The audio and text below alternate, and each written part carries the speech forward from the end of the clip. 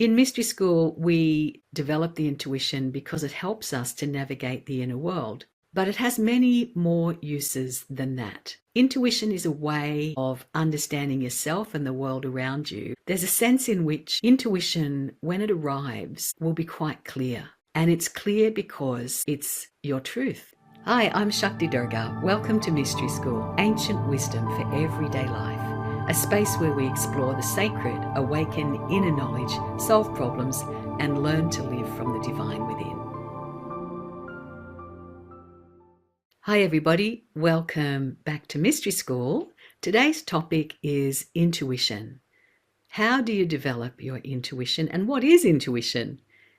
In Mystery School, we develop the intuition because it helps us to navigate the inner world. But it has many more uses than that. Intuition is a way of understanding yourself and the world around you that comes from a very deep place. It comes from a place, you could say, beyond your conscious mind. It comes from not a logical, rational, and linear approach to reality, but instead it comes from the core essence of who you are. There's a sense in which intuition, when it arrives, will be quite clear. And it's clear because it's your truth.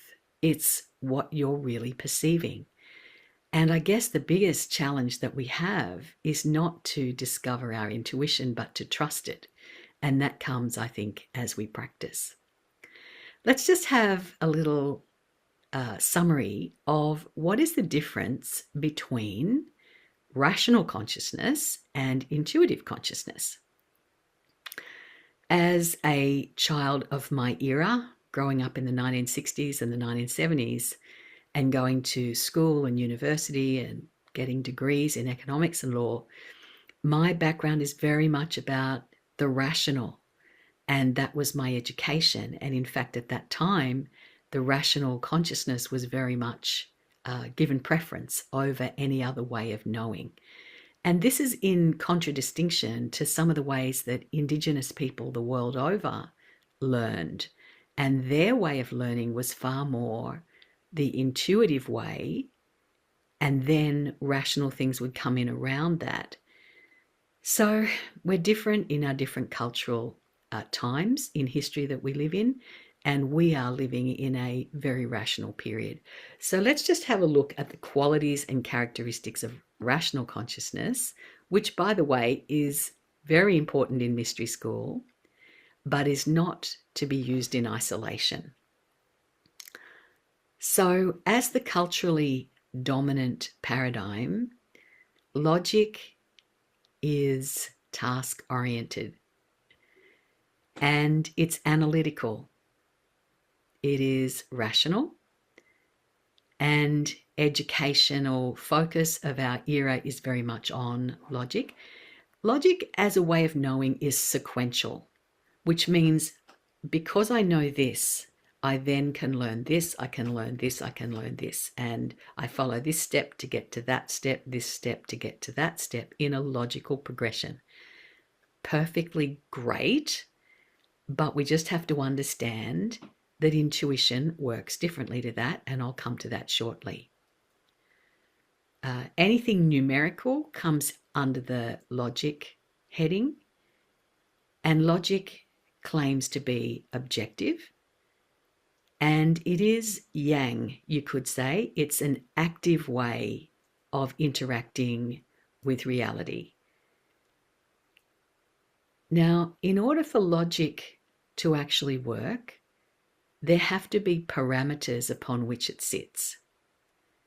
And the parameters for our logic are the beliefs, some of which we're conscious of and some of which we're not conscious of, that sit often just below the surface of our mind. And because of those semi-conscious beliefs that we hold, our logic is built upon those beliefs. So there are always parameters for logic to operate. And you need only to think about any social type issue, and to look at the way people are behaving in relation to a social issue, that you can see that somewhere that they are perceiving that they are correct in their orderly thinking about a subject. And often the logic that people resort to is based on a parameter that might be scriptural, for instance. And so we think about religious beliefs and the logic that flows from those.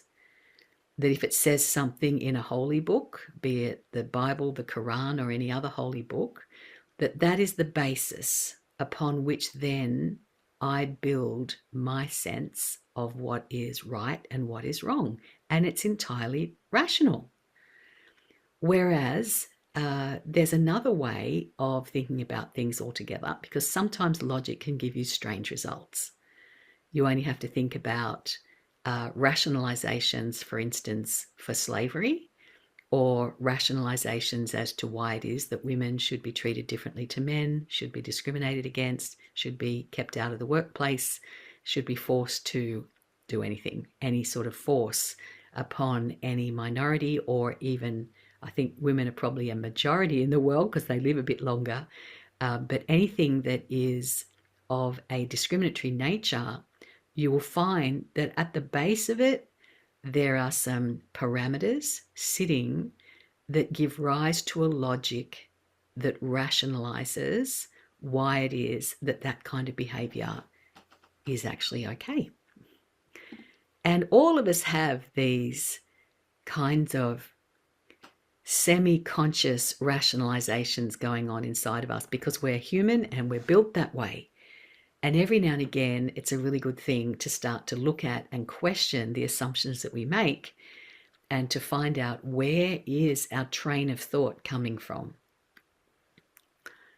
Intuitive consciousness is a different kind of animal, you could say, whereas rational or logical consciousness is something that's in action. It's like a train of thought. It's kind of moving from here to here to here. Intuitive consciousness is actually much more yin or still and receptive. So when we're intuiting, we are relating to the world around us as a field of energy.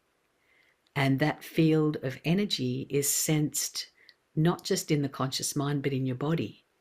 It's sensed through your energy field, and it's sensed as a gestalt.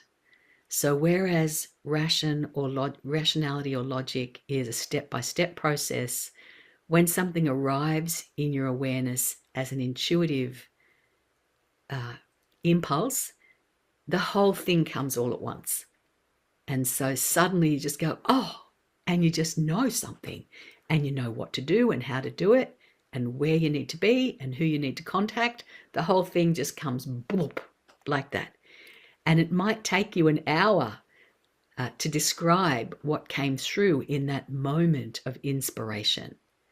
But the whole notion of inspiration is in fact inspiring or breathing in something from the environment around you. So if you think about feelings you have in your body, whether it's a gut feeling, whether it is a tingle that happens down some part of your body, or just a deep sense of awareness or knowing, these are the sorts of signs of an intuitive piece of information landing for you. The other part about intuition is that it's very, very useful in any kind of emotional situation. Because you know what? Emotions, they're not rational. We might like them to be. And if we designed the world, perhaps they would have been. But the fact of the matter is that people are human, and people have different backgrounds, different wounds, different expectations, different sets of parameters that they're living by, and emotions arise as a result of the way their mind is set. So if my mind says I should be given this and this, and that I expect this and this to be part of my reality, and then someone doesn't give me that, then I might get upset about it. But in fact, if I didn't have any expectation there and someone sometimes gave me that thing, I might feel very happy about it. You see what I mean? So it depends where our parameters are set there on our expectations. Expectations themselves are logically arrived at.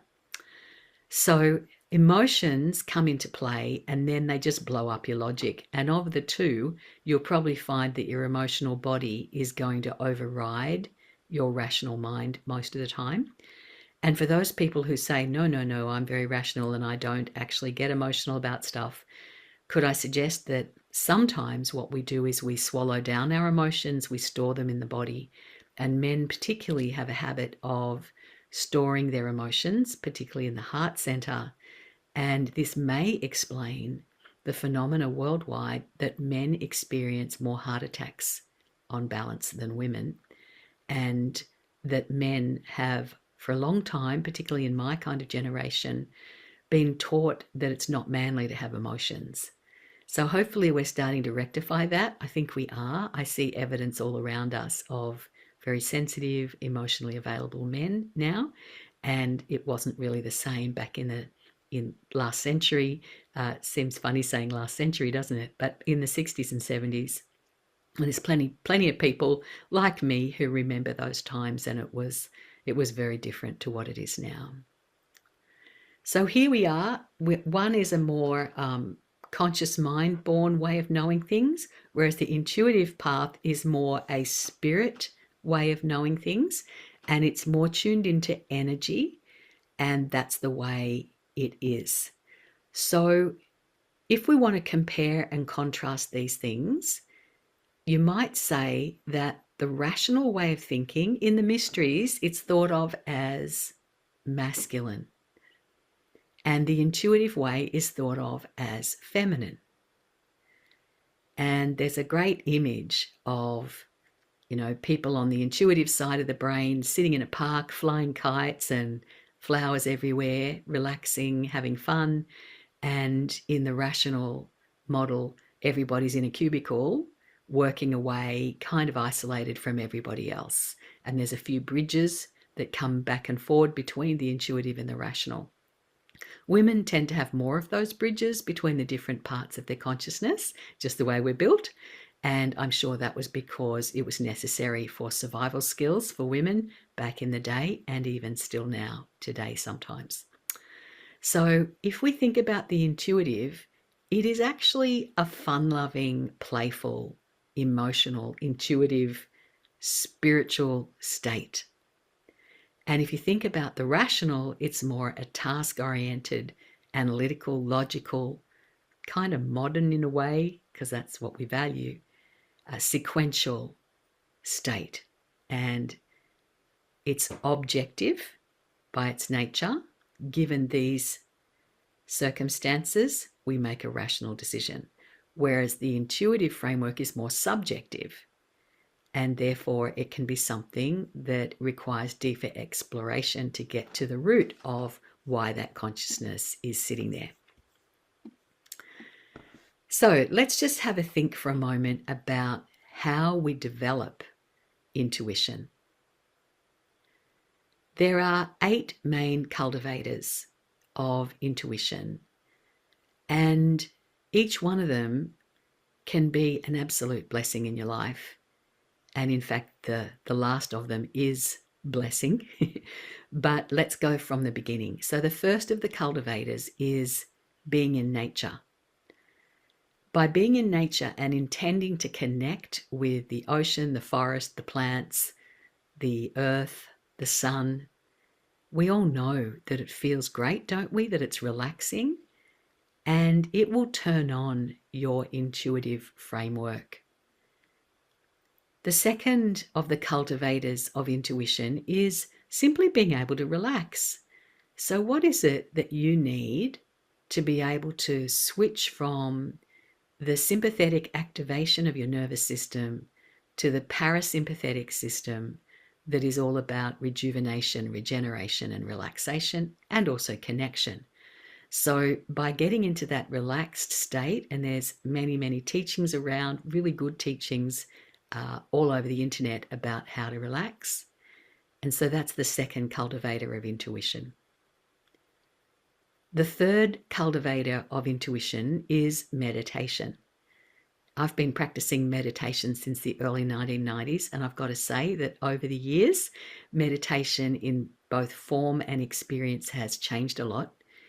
But it's worth learning, and we might do a separate program on how to meditate and some kind of cheats or hacks in the system to help you meditate more easily.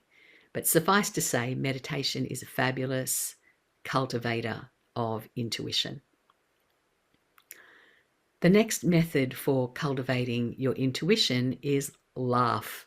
Laughing is good medicine, enjoyable, and free. So laugh yourself intuitive. It's when you are in that state that the world is a good place and that you are relaxed and you're laughing, you're happy, that intuition will flow. Another cultivator of intuition is music and singing. Music seems to soothe the soul and will help you open. So if you're wanting to activate your intuition, think about playing some music that you like, something relaxing, something perhaps gentle that moves you into a state where you can just be instead of worrying about doing things. The next one, and one of the ways that I've found very, very effective, is energy healing. Energy healing has been such a gift in my own life, and there are many different modalities. The one we use is called Ignite Your Spirit, and you can find out more about that at our website igniteyourspirit.com. And you can have healing and you can train as a therapist. But energy healing, whether you are receiving it or you're giving it, develops your intuition. It cleans the inner workings of your spirit and frees up energy and blockages so that you can more fully understand what's going on around you. And we might have a separate look more deeply at that another time as well. And the final cultivator for the development of your intuition is spiritual activations and blessings. So this is a very ancient method of teaching, and it's part of the oral tradition. So a lot of indigenous cultures relied on the oral tradition of learning because the energy and the pulse of the teaching was passed intuitively to the student so that the words would carry the energy.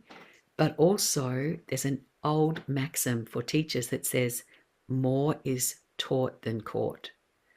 That when you're around a good teacher, their lived experience in whatever they've mastered and are now teaching, that will flow into the student. And this method of flow is what we would say is a spiritual activation if you're in the flow of a spiritual teacher, guru, rishi, sage, saint, holy master. And there's many real ones and very good ones in the world. And I travel each year to India to see my teachers, who are exquisite, extraordinary beings of light, love, and divine consciousness. And so I'm always wanting to learn more from them. And then when we learn, we pass it on to others. So spiritual activations and blessings, it'll change your consciousness and open your intuitive framework and allow you access to the universe of all possibility faster than anything else I know. Anyway, I hope you've enjoyed our little exploration of developing intuition today. And if you'd like to know more about the work we do, check out shantimission.org and my website shaktidurga.com. And also for more on our healing work, look at igniteyourspirit.com.